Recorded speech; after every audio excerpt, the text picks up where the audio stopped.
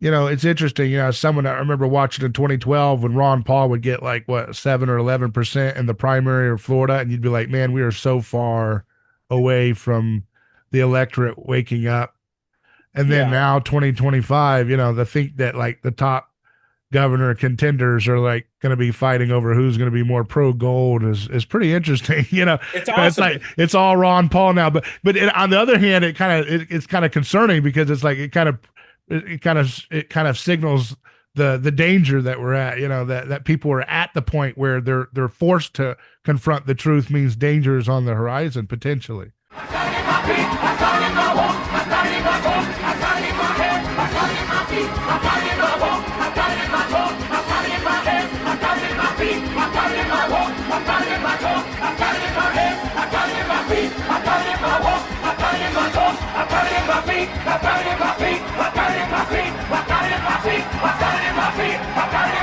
Hot neighbor's choice.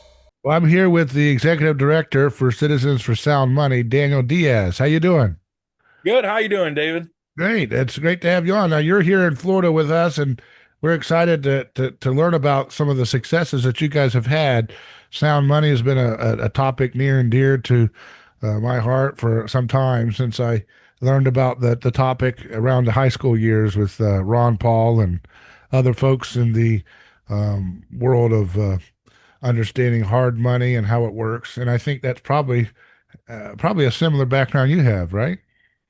Yeah, it's similar. I mean, I started my career actually in the fiat economy. I was an insurance agent and stockbroker, learned about how the world ran on fiat, and then I came into the sound money, hard money movement after COVID, and got into Bitcoin, and started crypto mining. And from the crypto side of things, I learned about gold and silver.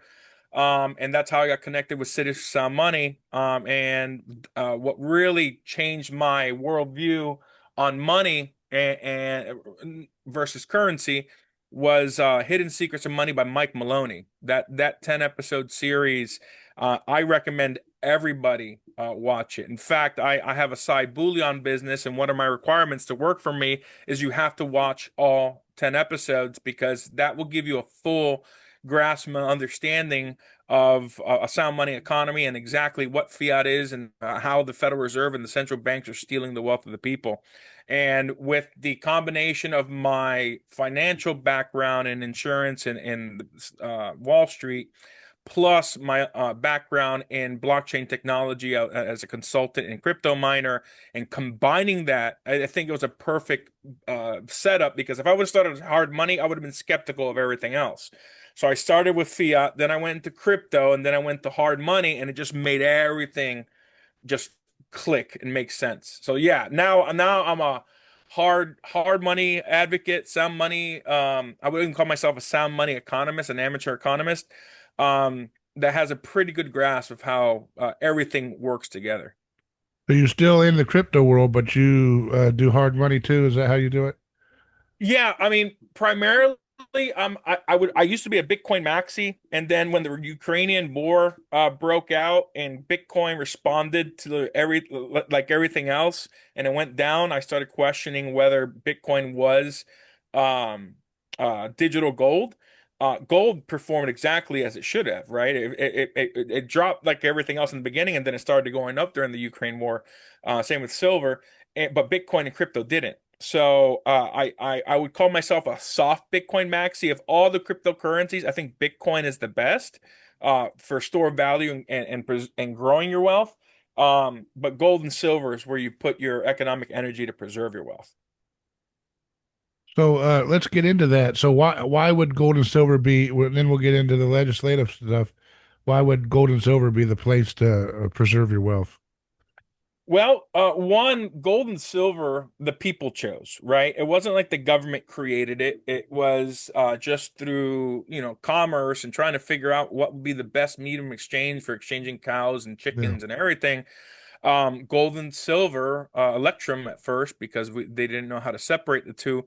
was difficult to get out of the earth, right? It was difficult to mine. It was scarce, and that is what we as people thousands of years ago decided to use as a medium of exchange, unit of account, and store value. And those are the three characteristics of money.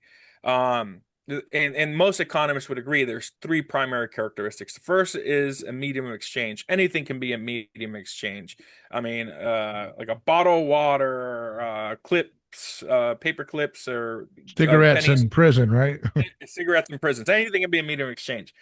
That's not special. The next is a unit account, right? I think it's 20 cigarettes to a pack. I don't know. 100 pennies to a dollar, half a Bitcoin. Most things can be a unit account.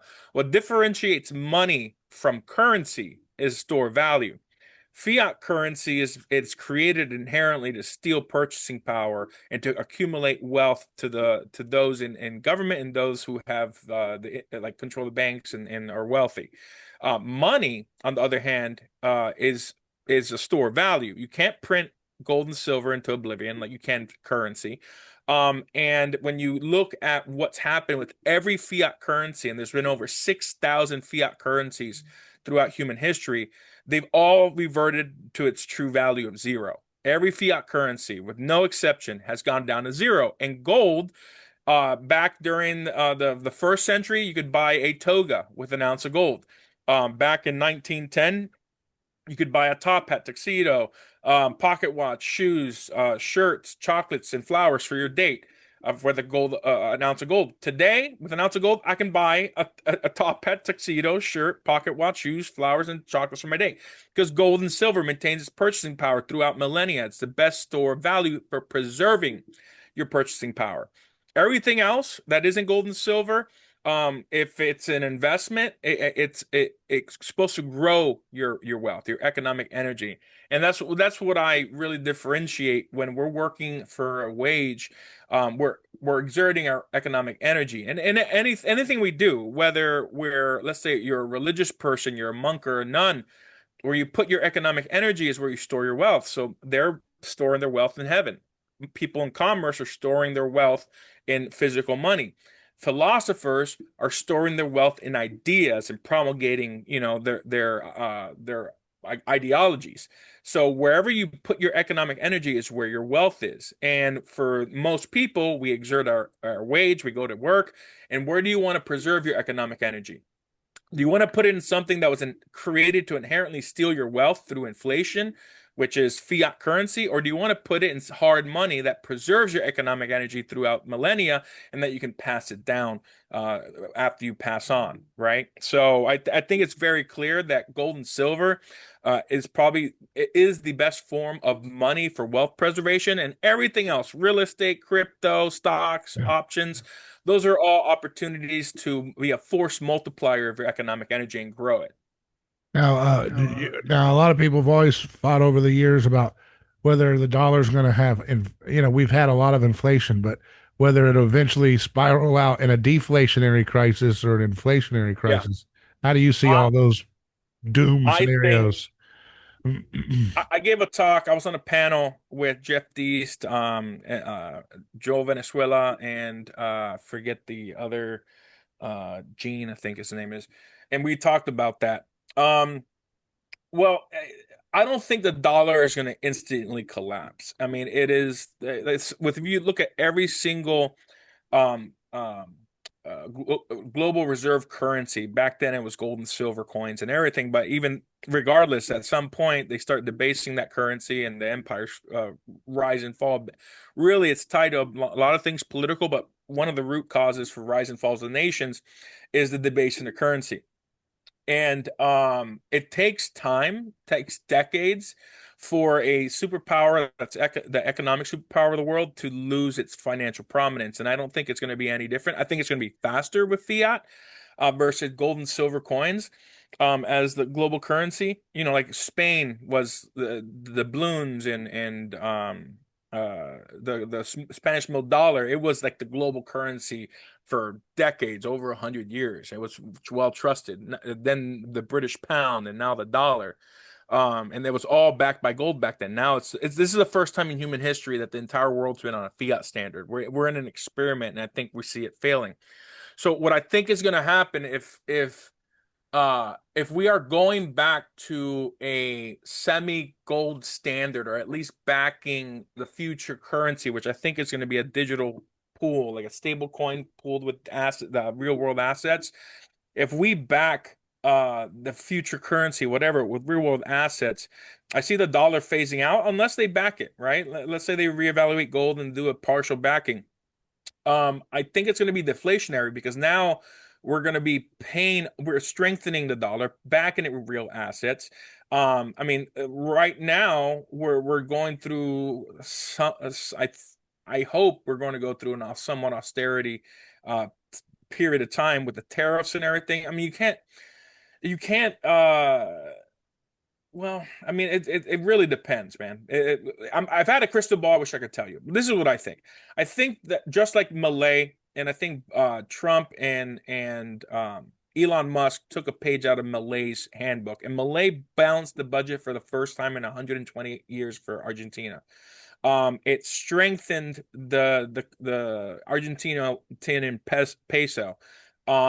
It strengthened the economy, and you have to have a deflationary event to strengthen the economy. And the problem with strengthening, with the currency getting stronger and having a deflationary event, is that it affects unemployment. The amount of currency being destroyed. So what is deflation? Deflation is paying off the debt. What is debt? Well, the dollar. So if you pay off any of the treasuries,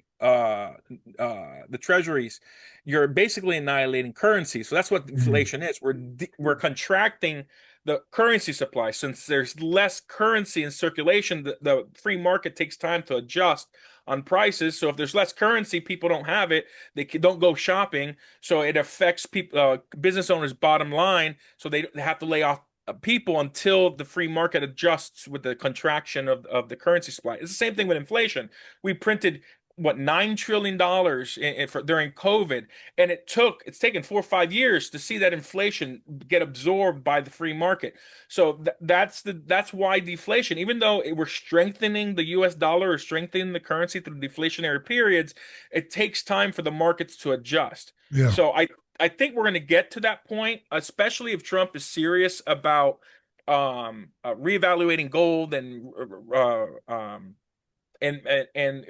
increasing the assets on the Treasury's books to Yeah. decrease it debt to I mean, GDP ratio. I mean, Yeah, I was always under the impression that a modest amount of deflation over a large period of time is a good thing for the average Joe, right? That's how you it increase the is. purchasing power. That's how you have a savings account. Instead of having to gamble your life savings in the stock market, you can just save Right. money. And then when you retire, wow, you can actually buy more with it. So that's the whole point, right? So Yeah, and it's your what you said is important. A long period of time, decreasing debt. But what I've seen in the last 50 years is when there is a deflationary period, it's typically the Federal Reserve increasing rates really fast, contracting the monetary supply, and it's in a short period of time. that short, sharp deflation can be dangerous. Yeah. It's what causes unemployment because the Yeah. free market. If you destroy the debt, which is destroying currency supply over a large period of time, and let the markets catch up to that, that's fine. But when you have a sharp decline in the currency supply, the markets still take time to catch up. The markets are very efficient, but there is a lag time, right? It's not Mhm. instantaneous. So yeah, long-term deflation is good. Short term, which is what we have seen over the last 50 plus years since we've had fiat currencies, the global monetary system, um, we haven't really seen that much. Like Malay, I mean, what Malay did was in 1 year, he balanced the budget. He fired a bunch of government employees. He contracted the current supply by annihilating debt. There That was obviously fast doesn't and seem to hard. be the political will for that right now in DC. There's too much No, corruption. no, we're They're too happy. drunks. We're There's not enough drunk with crisis. spending. Yeah. Right, exactly. That's the problem. But let's talk about what you guys were pushing this legislative bill that looks like it's passed here. I first heard about it from Ron DeSantis talking about it, Yeah. the signing of it. So tell us what about this gold and silver legal tender bill that you guys did. Yeah, we started pushing the gold and silver bill HB 999 back in August of 2023. We met with Senator Rodriguez. She was the first senator or rep government official to accept it and chose to sponsor it. And later we teamed up with Representative Bankston, who was already working with Economic War Room, and we started pushing it. Last year we spent most of the time educating legislators. We had a lunch, sorry, I got a legislative dinner with Economic War Room, Kevin Freeman, and we educated around 30 to 35 legislators in the House and the Senate. Then the rest of the session, we were pushing and educating. I mean, 95% of our job, 90% of our job as lobbyists, especially when it comes to sound money, is educating. When we sit with a legislator, we have to explain what the problem is. Here's the solution, and here's the legislation to solve this problem. So the first year was education. We met with almost every legislator, over 100. But the problem with the first year was the Speaker of the House, Speaker Renner, was 100% on board. He was even willing to skip committees to get it through. However, the Senate President, President Pasadomo, who is now just a senator, she got an extra 2 years because she got elected on the census year. She refused to give us a hearing. So the first year we kept bumping our heads, trying to get something, and with no success. So now that the first year we educated most of the legislature, the second year was all about policy. So we came back. We decreased one of the biggest. What's funny is the first year, one of the biggest complaints was it was too big of a bill. It was like an omnibus bill. It did everything. Then we came back and we filed a three-page bill, just making gold and silver legal tender and electronic transfer of gold and silver legal tender. Very simple. But then, as we worked with the Senate staff, it became a 36-page bill. It was almost the same. I mean, with obvious nuances and differences in approach, but it became about the same size, actually twice as big as the bill we submitted last year. So, this year it was a lot different. We had leadership thanks to Economic War Room and Christian Family Coalition and ourselves all working together. We got leadership on board. They were pushing this. This was a priority for them. Not only did we submit HB 999 and SB 132, the HB 999 that passed is actually SB 132. We replaced the original version that we filed earlier in the year with SB 132 as the Senate staff and the government. The government took it over because we had Economic War Room, us, and we had different language, so the government took it upon themselves with some Senate staffers, and they drafted the language. So HB 99 is really SB 132 that Senator Rodriguez was pushing, and it got replaced in appropriations, the last committee in the House. And it was fantastic, and we got 95% of everything that we wanted. We said our legal counsel, Larry Hilton from the United Precious Metal Association. He's also the legal counsel for Goldback Inc. He and his law firm looked over Florida statute, and he identified that there's multiple paths to making electronic transfer of gold and silver legal tender. And one of that was the current regulatory framework in Florida that they have for transferring dollars. The same regulations that cash advance stores and any other money services business. It was the money services business regulation. And all we had to do was modify the current statutes, and we immediately have a system. We don't have to create it from scratch. We have Mhm. the system to start transferring gold and silver. And then we also, same thing with custodians. Banks and credit unions are under custodian licenses of holding cash reserves for the state. And we just modified that for gold and silver. So it was a genius, play. And that's kind of the way that the bill reads right now.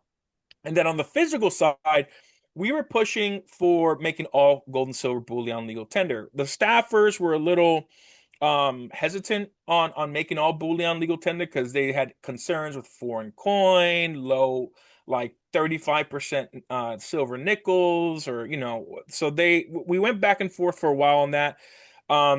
and basically what they wanted to do was have high purity. So they decided to go with 995, which is the minimum for gold for the LBMA and COMEX bars, because the 400-ounce bars are not always exactly 999 fine. There's fluctuations. And then with silver, 999 is the standard. So that was the original language. So the third to last draft, after our last negotiations with all the stakeholders, Economic War Room, us, Christian Family Coalition, the state, the Office of Financial Regulations, they came back with the bill that became HB 999, the third to last iteration. And we realized, and this is a thing I want to bring up, we realized that they added something out of left field. It wasn't discussed with any stakeholders. They added this one line that when I read it, I'm like, that kind of nullifies the entire purpose of the bill. I talked to Larry Hilton, our attorney, and he's like, yeah, call them and find out what's going on. So I talked to the staffers, and their intent was that they didn't want, say, Joe Schmo with a smelter in the back melting just scrap silver and then stamping legal tender in Florida. Like that was their intent. They didn't want like low purity or somebody trying to pass off U.S. minted coin, because that could also come off as, they thought, as a constitutional question on whether the states could mint if it's saying that it's Florida legal tender, right? So they were trying to, that was their intent. It was good intent, but the unintended consequences was the verbiage basically said no person or governmental entity can make anything, or like make any gold or silver products, and for it to be legal tender, it can only have the weight and purity stamped on it. No designs, nothing. Well, that blocks out everything. Even the COMEX bars, they have a mint mark. So we sent an email to the staff, and they came back with new language, but that new language is what we currently have.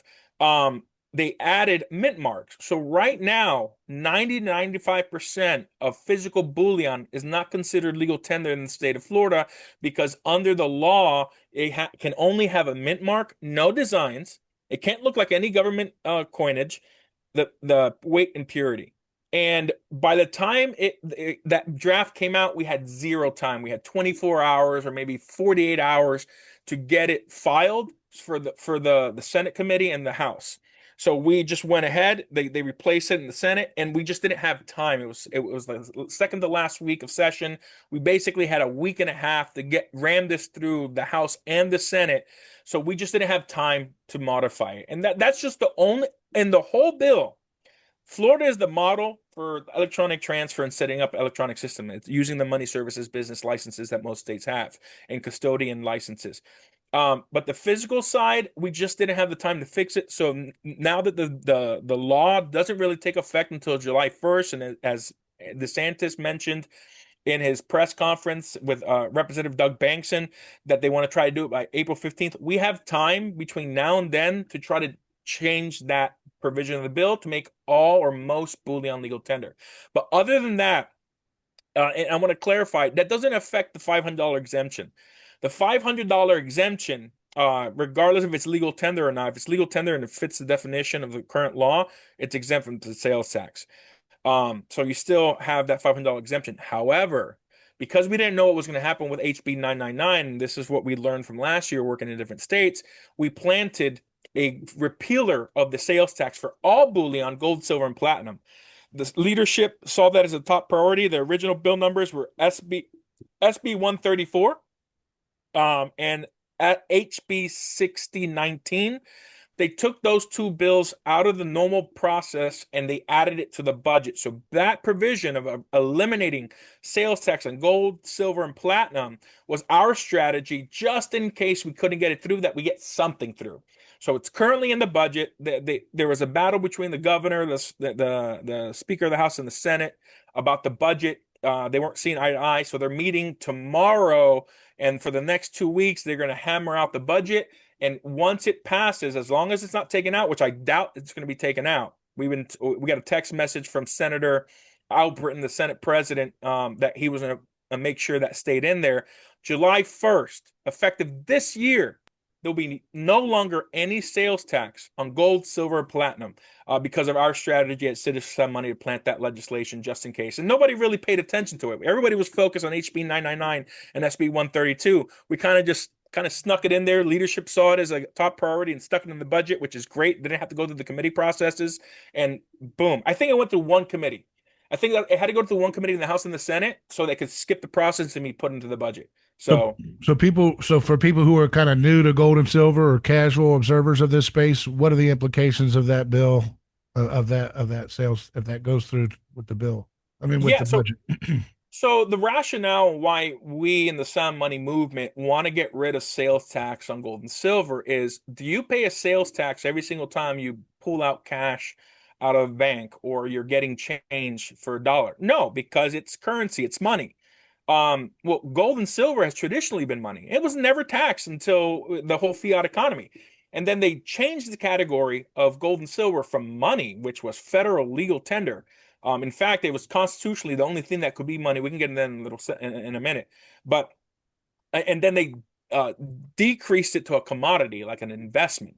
So gold and silver went from money for being for thousands of years to now being a commodity or investment. And now they tax it, not just on sales tax in Florida. Florida is one of the only states that were left. I think there's 5 states, and once this is done, there's only 4 states that have sales tax on gold and silver. And unfortunately, I think Maryland and another state repealed their exemption, so it might be back up to 6 or 7.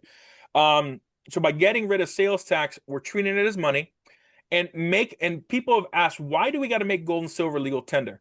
Well, the reason one it's getting rid of sales tax makes it treated as money. It gets rid of the friction of using in daily transactions, right? If you want to buy gold and silver and use it in daily transactions, not having a sales tax and buying it, one, decreases the friction of using it in daily transactions, and two, right now in most states, gold and silver is categorized as personal property, and it's considered a barter transaction. So if you and me, David, decide to provide a service, or you provide a service for me or whatever, and I decide to pay you in gold and silver, that's a barter transaction. I have to pay taxes based on whatever my state categorizes personal property as, and I also don't get the full legal protections. If I paid you cash for doing a podcast for me or something, right? And you don't fulfill it, you're in breach of contract, and if I can have legal recourse. In a barter transaction, it's a lot more difficult. And Florida has some of the worst barter laws in the country. And I did a barter deal, and the guy stole personal property from me that was grand theft. And because it was a barter transaction instead of a financial transaction, I couldn't prosecute.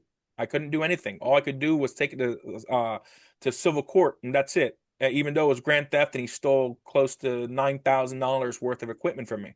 And that's the problem with leaving gold and silver, which is money, as a barter transaction and not elevating it to the legal tender status. So that's why the whole sound money movement is pushing. One, there's the financial reasons, right? It preserves your economic energy.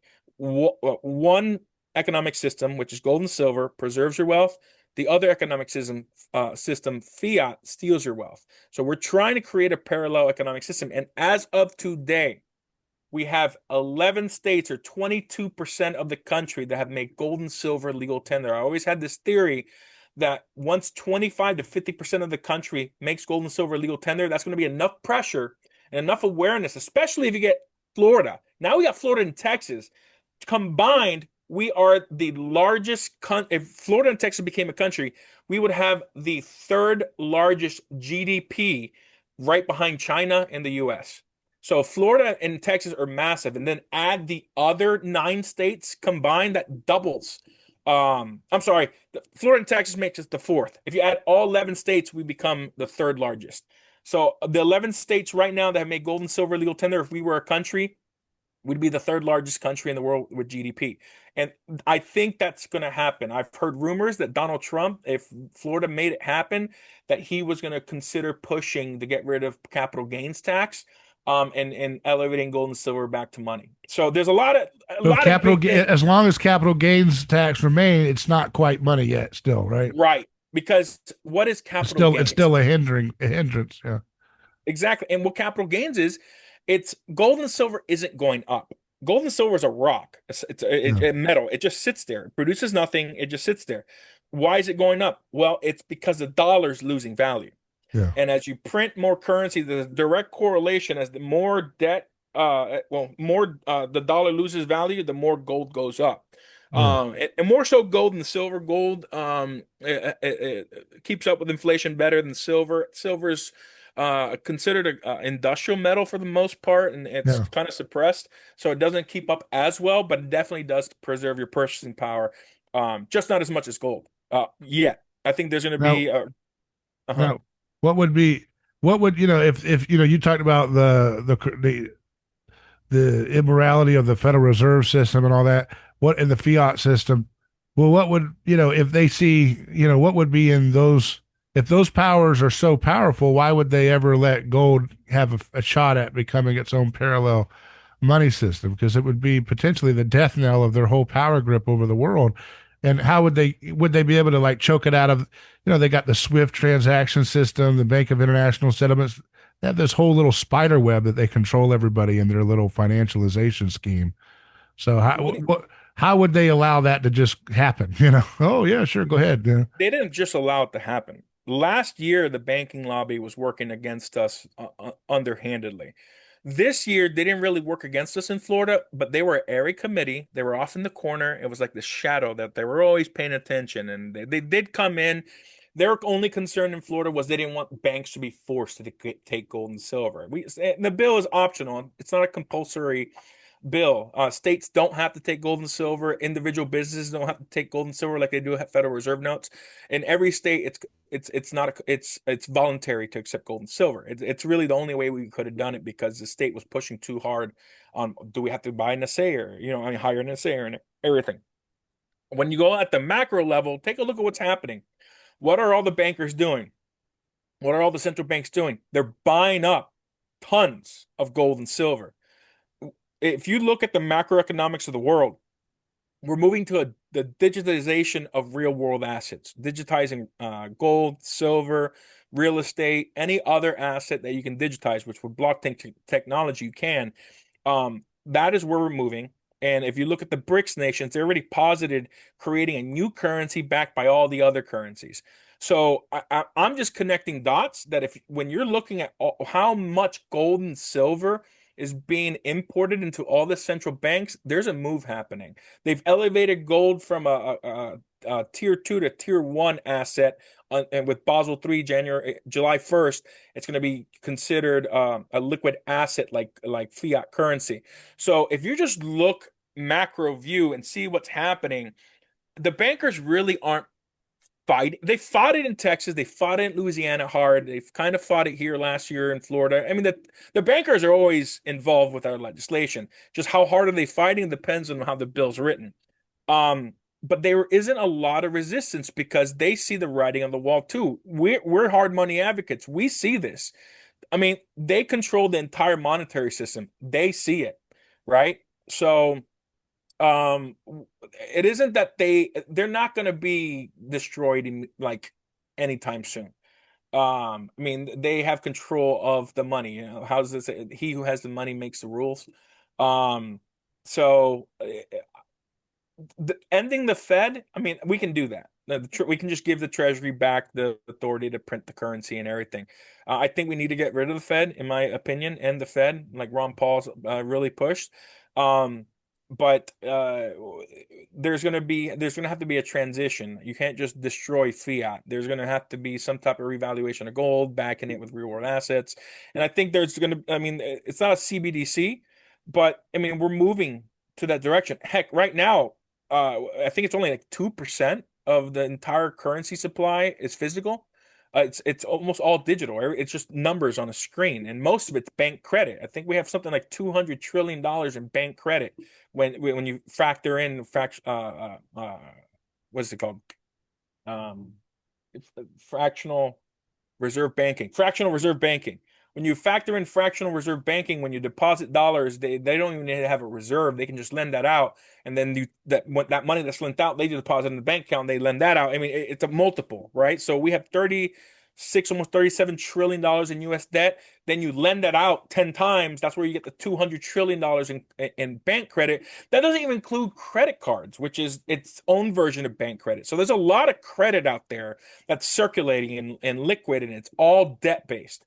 So the bankers aren't too worried. They still have a monopoly on the system. But what we're doing, they don't really see this parallel economy we're building as a threat yet. I think that as That's what we I'm saying, start, though. If they saw the capital gains tax be repealed, they'd probably see the threat then, right? They know. Or, I don't know. I don't know. I don't know. I mean, because if they're going to be using digitized gold and silver back in whatever currency, let's say just they're going to contract. I mean, heck, in Texas, they even mentioned in the hearings that, right now, why do we need to create a new gold and silver currency or a new depository or whatever? Banks can just accept gold and silver. So they're even talking about accepting digital gold and silver right now in Texas, the Oh, banking association. So I don't okay. really think it's a major threat. They just see it as a way to offer more products. So they think differently than Yeah. than the I rest, you think know? everybody realizes that the era of the way in which the Bretton Woods system has, that's coming to an end, and people are going to have to transition to something else. Yeah, America's no longer going to be the one unique superpower that runs the whole world, and there's right. going to be a transition period, and that means there's a transition period. You want to establish your banking and your business with hard money as much as possible, so that that landing is not too volatile for you. I think that's what it's all about, 100 right? Yeah. 100%. Yeah, And no, and the reason the value for the state of Florida, right, is so that if there is that dollar crisis, that they can keep their needs taken care of with real value. 100%. So next year, other than They're fixing gonna try the to take our gold with your bill now. See? no, we're You gonna pay your want to add taxes some. in gold. You're taking all your gold. We don't want your Yeah, dollars. That's what it's gonna come to, right? yeah, right. It makes sense, right? Because the state can do that. The state can say whatever, can claim whatever they want to take as legal tender. I mean, they Mm-hmm. still have to take Federal Reserve notes, but if they want to specifically take gold and silver and prefer that, they can. Um, so it's interesting that I mean, the way this is all playing out next year. Um, not only are we going to try to fix the physical gold and silver bullion issue, we're also going to be pushing a strategic gold and silver reserve. Wyoming has already done it. New Hampshire did it. New Hampshire did Bitcoin and gold and silver. So we would want to have the state put, I hear everybody at least 1%. I'd like to see minimum 10%, preferably 40. Because if the state can put up to 40% of their reserve funds into gold and silver, that will stabilize any inflationary events. I mean, there's a economic theory that if you back any currency with 40% gold, it stabilizes it. I mean, you can still print it into oblivion, but it'll lessen the impact, right? Because it will just, as you print currency, the gold reserve, the 40% gold will increase too, right? Yeah. If it's free floating. The problem with the Bretton Woods system and the problem with the gold standard was the government controlled the price of gold at $20 an ounce to $35 an ounce. And as they're printing currency, the inflation is just eroding the purchasing power of that gold backed commodity. If we redo that and we reevaluate gold and silver and peg it 40%, and we just let the free markets determine the price of gold, as they print more currency, the gold just keeps going up. It keeps reevaluating and sucking up that new currency, that new Yeah. inflation, right? So a gold standard could work. As I'm thinking about it, I've never actually said this out loud. A gold standard could work, but the government can't peg the price. It has to let the free markets determine the price and just constantly evaluate it based on spot price. But that would So rein in a lot of their spending power too, eventually, wouldn't it? it would. It would. I mean, So they're that's not what gonna gold like and that. silver. Yeah, gold and silver restrains You got to got government. that get that idea over to some of these next contenders for governor in Florida, right?